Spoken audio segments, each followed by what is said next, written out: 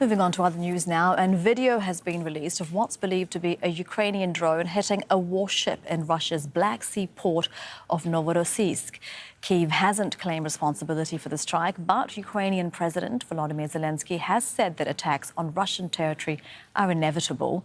Another video shows a damaged ship being towed. Yulia Shapovalova is joining us live from Moscow with more on this. So what are Russian officials saying about the attack, Yulia?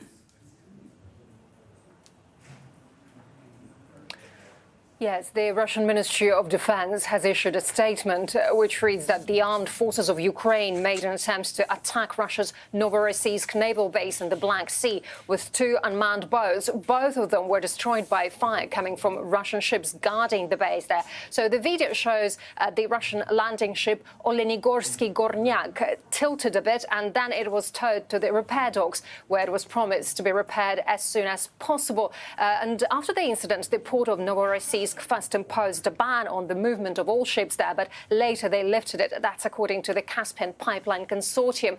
Kyiv, as you said, did not officially claim responsibility for the attack, but there are reports on Ukrainian social media describing how the Ukrainian surface drone, stuffed with 450 kilograms of explosives, has attacked the Russian ship with about 100 crew members on board. So talking about the Russian officials, no one draws any conclusions at the moment, so we're waiting for more official reactions from them. All right, Yulia, and there are also reports of a second attack in Crimea. What can you tell us about that? Yes, indeed. It's a separate incident, of course, and we know that residents of Crimea have... It's a separate incident, of course, and we know that residents of Crimea have published a video of UAVs hitting the Feodosia oil depot in the east of the peninsula. Russia considers Crimea its very own territory, so the Russian Defense Ministry also made a statement blaming Kyiv for that attack. According to the Russian military, the Ukrainian side carried out a terrorist attack by aircraft-type drones.